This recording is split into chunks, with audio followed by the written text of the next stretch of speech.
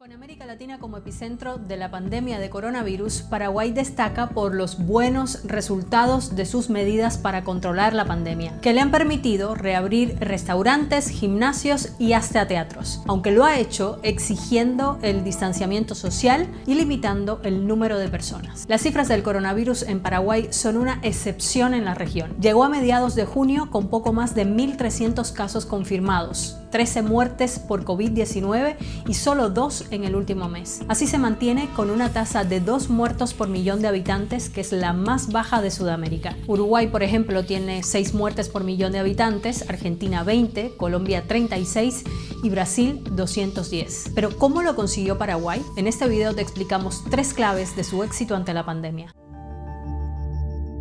El primer factor que destacan los expertos es la rápida respuesta paraguaya ante el primer brote de coronavirus. Fue el primer país de la región que prohibió el ingreso de viajeros desde China el 5 de febrero, cuando aún no tenía ningún caso de COVID-19. Y el 10 de marzo, con solo 2 casos confirmados y un día antes de que la Organización Mundial de la Salud declarara la pandemia, el gobierno suspendió las clases en todo el país, desde la primaria hasta la universidad, y canceló los eventos públicos multitudinarios. A los pocos días declaraba la llamada cuarentena total, una de las más estrictas en toda la región. Los paraguayos solo podían salir para comprar alimentos y medicamentos en caso de emergencia o si eran trabajadores esenciales. Y este gran esfuerzo de los ciudadanos fue muy importante para la contención del virus. Así, a principios de mayo, el gobierno estableció la cuarentena inteligente. Poco a poco, y según un calendario dividido en 4 fases, se flexibilizaron algunas medidas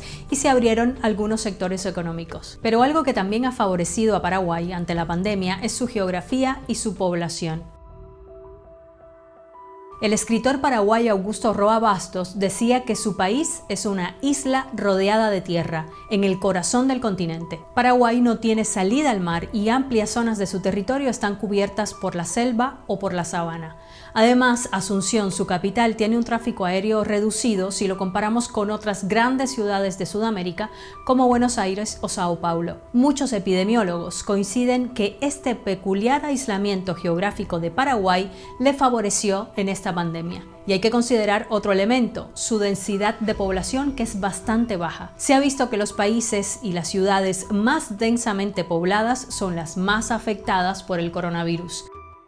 En Paraguay, en cambio, viven unos 7 millones de personas en un territorio más de 2 veces más grande que el de Uruguay, que por cierto es otro país que ha logrado contener la pandemia con una estrategia exitosa. Es decir, la densidad de población de Paraguay de solo 17 personas por kilómetro cuadrado le ha beneficiado. Sin embargo, comparte más de 1.300 kilómetros de frontera con Brasil, que actualmente es, detrás de Estados Unidos, el segundo país del mundo con más casos de coronavirus. Y aquí está la tercera clave del éxito de Paraguay, su política fronteriza.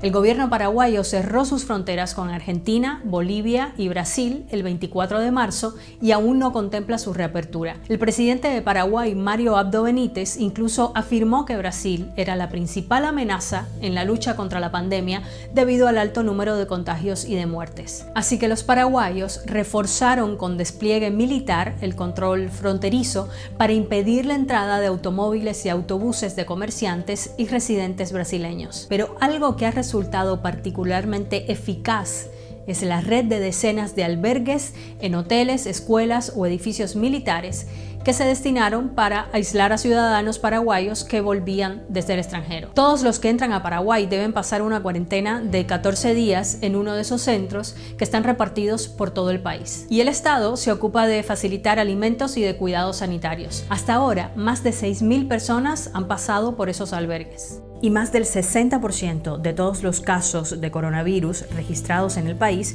fueron detectados en esos centros, donde por cierto también ha habido quejas por los tratos y las condiciones de muchos de esos lugares. Pero estos centros no solo impidieron que el virus se difundiera, sino que se evitó sobrecargar a un sistema de salud como el paraguayo, de por sí frágil y que ya tenía dificultades por la pandemia de dengue que estaba golpeando al país antes de la llegada del coronavirus. Y como en otros países que han logrado controlar la pandemia, expertos y autoridades llaman a no bajar la guardia, a mantener la distancia social, lavarse las manos con frecuencia y usar mascarillas para no poner en riesgo lo que Paraguay ha conseguido hasta ahora.